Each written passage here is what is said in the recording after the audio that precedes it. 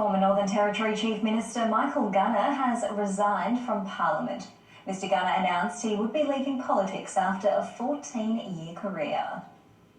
Michael Gunner has been part of politics for as long as Labor has held power in the Northern Territory. He worked for Labor's first Chief Minister, Claire Martin, before taking over her seat of Fanny Bay in 2008. 14 years on, he has announced he is leaving the Parliament. It is always a privilege to speak in this House. Tonight it will be for my last time. In May, I stepped down as Chief Minister. Tonight, I resign as the member for Fanny Bay. Michael Gunner served his first term on the backbench of Paul Henderson's government.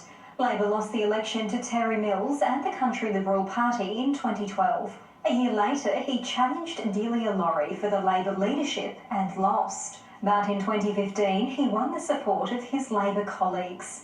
He then led the ALP to a landslide victory in the 2016 election, winning 18 of 25 seats. Mr Gunner's first term in office was a tough one. He kicked 3 MLAs, including Aboriginal Affairs Minister Ken Vowles, out of the caucus after they openly criticised his handling of the budget. Paul Henderson has been a great friend and a great mentor to me, and Michael Gunner will never be a Paul Henderson Chief Minister.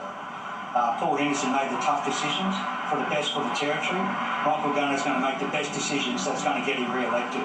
In early 2020, there was a personal crisis when he suffered a heart attack while running sprints. His political career also looked to be on life support, but he was widely praised for his handling of the coronavirus pandemic.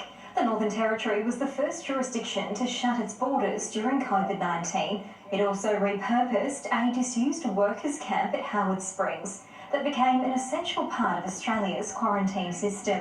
And the once media-shy Mr Gunner gained international celebrity with comments like these. If anybody thinks that we are going to be distracted or intimidated by tinfoil hat wearing tossers seeing their parents' basements in Florida, then you do not know us Territorians. By August 2020, Mr Gunner's political stocks were again on the rise and he led Labor to a second election victory. He also took on the Treasury.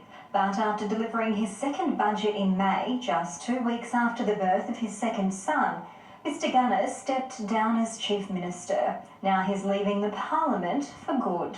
Making the decision to stand down as local member is harder than stepping away as Chief. I will miss this place, my fellow members, my friends. I say goodbye to Territory politics, but I am Territory for life.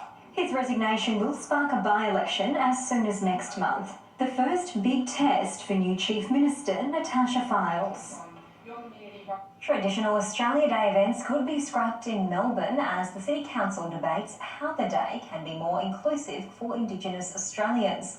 While some have praised the move, Victoria's opposition says the Mayor should leave the decision-making to the federal government.